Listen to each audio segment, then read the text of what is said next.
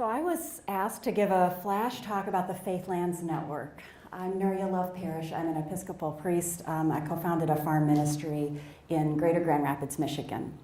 But even though you're going to see a picture of that farm-based ministry in a minute, that's not what I'm here to talk about. I'm here to talk about this broader work that is underway, that has barely begun, and that is still very much beginning. So the Faithlands Network is an interfaith network that came into existence of March of this year, and it still doesn't have a structure.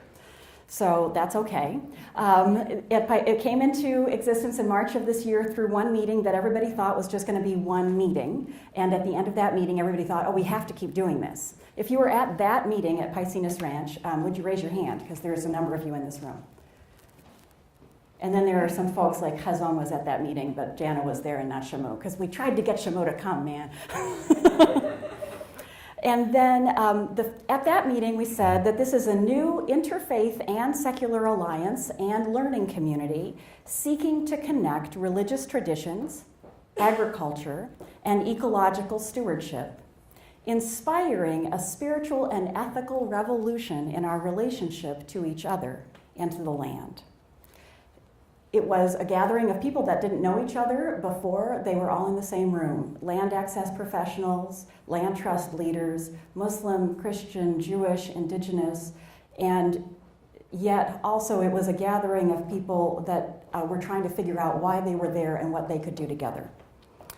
And then, after it was over and we had realized that there was something here that wasn't finished yet, I got invited by Wake Forest to put together a gathering that was just last month, and co-led it with Daryl Harris. And that was focused on the Christian side of this intersection. And if you happened to be there, if you would raise your hand. So a couple of folks, yeah. And there is no budget at present for any future convenings. So hopefully someone here will feel moved to help with that, because the harvest is great and the laborers are few. So if I can figure out how to advance my slides. There. Here's a picture of just one tiny piece, just one piece of the opportunity at this sector. This is a screen grab of the Episcopal Church's asset map, which is a new tool my denomination is using. It's pretty simple. It's an online map of the church's ministries, and it's independently updated by all of the local communities that are represented there. Now, I'm a priest in the Episcopal Church as well as a farm ministry founder, so when I look at that map, I see things that you might not see. I see our church's average age, which is about 60 years old.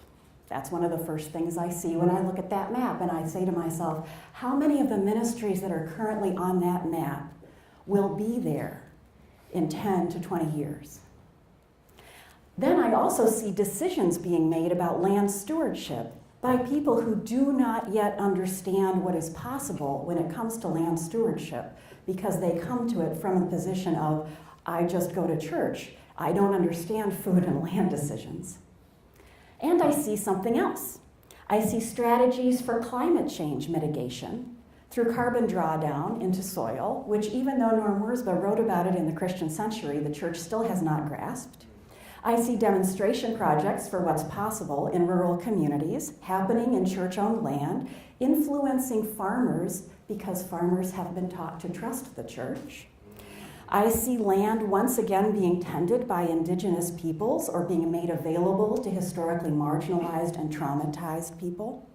I see habitat creation on land that is now lawn. I see relocalizing economies because the availability of church-owned property already dedicated to the work of God, which is health for all creation. I don't just see it, I know it is possible. And I know it is possible because of this slide. I have to start by saying that this is a slide from Plainsong Farm. And Plainsong Farm is 20 minutes north of Grand Rapids in Rockford. I'm saying that for Chris, who understands Grand Rapids. Semi-rural Michigan. So our local community is 96% white people, and that's why this is a slide of white people. But because I know these people, I know they represent a diversity of churches, Lutheran and Methodist and Episcopal. And I know they are having a hands-on experience of a parable that Jesus spoke to all of us, not just accessible to white Christians. The kingdom of God is as if someone would scatter seed on the ground and would sleep and rise night and day, and the seed would sprout and grow. He does not know how. The earth produces of itself first the stalk, then the head, then the full grain in the head. But when the grain is ripe, at once he goes in with his sickle, because the harvest has come. They're having a hands-on experience of that parable, which is going to provide wheat for their communion bread as part of Honorary Growers Guild.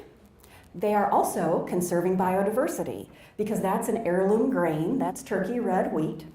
They are also learning about carbon drawdown, because that's part of what we teach when we do this program. They are also participating in the redevelopment of a small grains economy, because we will blend this grain that we grow as an educational experience with other small-scale growers' experimental heirloom wheat.